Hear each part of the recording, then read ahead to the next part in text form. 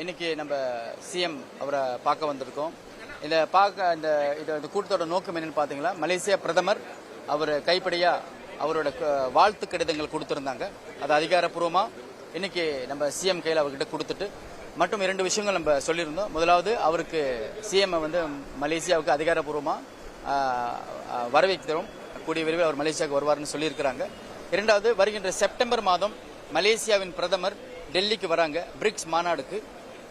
பிறகு அவர் சிஎம் பார்க்கறதுக்கு தமிழ்நாட்டுக்கு வரேன்னு சொல்லியிருக்கிறாங்க. ஸோ அதை இன்னைக்கு நம்ம அதை உறுதிப்படுத்தியிருக்கிறோம். ஒரு 40 ஆண்டுகளுக்கு அப்புறம் மலேசியா முன்னாள் பிரதமர் முன்னாள் தமிழக முதலமைச்சர் எம்ஜிஆர் அவர்களை பார்த்தாங்க. அதுக்கப்புறம் இன்னைக்கு நம்ம இப்போ இருக்கிற மலேசியா பிரதமர் மீண்டும் தமிழ்நாட்டுக்கு இந்த மாநில சிஎம் பார்க்கறதுக்கான சில காரணங்கள் இருக்கிறது. என்னன்னு பார்த்தீங்கன்னா, இன்னைக்கு மலேசியா முழுவதும் அதிகமாக தமிழர்கள் இருக்கிறாங்க. அவங்க எல்லாருமே தென்னிந்தியாவிலேருந்து தான் ஒரு காலத்தில் அங்கே வந்தாங்க. இன்னைக்கு அங்கே வாழ்றாங்க, வளர்ந்துருக்கிறாங்க. அரசியல் ரீதியாகவும் பொருளாதார ரீதியாகவும் எல்லா இடத்துலையும் மேல் அடைஞ்சிருக்கிறாங்க. இந்த உறவு பாலத்தை நீடிக்க வேண்டும். தொடர்ச்சியாக இந்தியா மலேசியா குறிப்பாக தமிழ்நாட்டுக்கு இந்த உறவு நீடிக்க வேண்டும் என்று அந்த நோக்கத்தோடு தான் இந்த சந்திப்பு இன்னைக்கு. ஸோ அதனால் சிஎம் கண்டிப்பாக மலேசியாவுக்கு வரணும்னு சொல்லிக்கிறாங்க. நம்ம எதிர்பார்க்குறோம் அவர் வருவார்னு. பல முறை அவர் ஒரு கலைஞனாகவும் ஒரு ஸ்டாராக வந்திருக்கிறாங்க. இப்போ இதுக்கப்புறம் மலேசியாவுக்கு அவர் வந்தார்னா கண்டிப்பாக ஒரு அரசு சார்ந்த ஒரு தலைவராக வர்றாங்க. ஸோ அதனால் இந்த பாலங்களை மற்றும் இந்த உறவுகளை கலை கலாச்சாரம் தமிழ் மற்றும் பண்பாடுகள் மற்றும் பல துறைகள் இந்த 2 நாடும் இன்னும் சிறப்பாக மேலும் மேலும் இணைந்து வேலை செய்யணுன்ற இந்த நோக்கத்தோடு தான் இன்னைக்கு இந்த வரவு. தேங்க்யூ.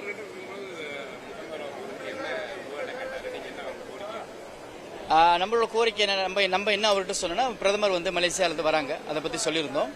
இங்கே வர்றதுக்கு அதுக்கான ஏற்பாடுகள் சொல்லியிருந்தோம். ஏன்னா அவங்க என்ன சொல்லியிருந்தோம்னா, பிரதமர் வந்தாருன்னா இங்கே அரசு சார்ந்த விஷயம் செய்வாங்க, இங்கே இருக்கிற தமிழ் மக்களை பார்ப்பாங்க. அதுக்கப்புறம் இங்கே இருக்கக்கூடிய இண்டஸ்ட்ரியலிஸ்ட் பிஸ்னஸ் பீப்புளை பார்ப்போம். ஏன்னு எதுக்கு பார்த்தீங்கன்னா, இந்த பிஸ்னஸ் விஷயங்களாம் பேசுறதுக்கு.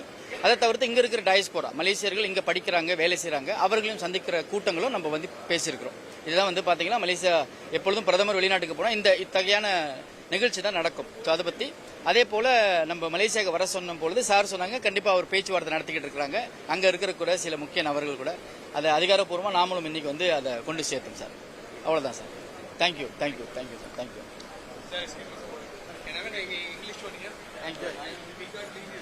Yeah, sir. I won't take much of Thank you, sir. Thank you. So you can start by introducing your name and your designation, sir. Greetings, Vanakkam. I'm Yuneswaran Ramraj, Malaysia's National Deputy Minister for National Unity. And the very purpose we are here today is to visit the Chief Minister to convey Prime Minister's congratulations. And we also passed the congratulatory letter to him. And before that, a few days ago, our Malaysian Prime Minister called the CM to congratulate him and also informed him that our Prime Minister will be here in India, in Delhi, in the month of September for a BRICS conference. And also in conjunction with that, he also says that he'll be visiting Tamil Nadu. And after long historical years, after MGR as a CM, and now we can see the Malaysian Prime Minister visiting Tamil Nadu. The very purpose is because Tamil Nadu, mostly Tamil-speaking people, in Malaysia, even though we have a vast population of Indian, but majority are speaking Tamil.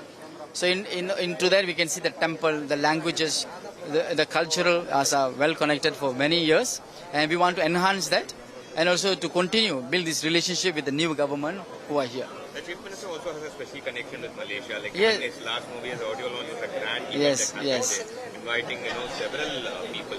So did Chief Minister promise that he will be coming, or what kind of a vision that he has shared with you?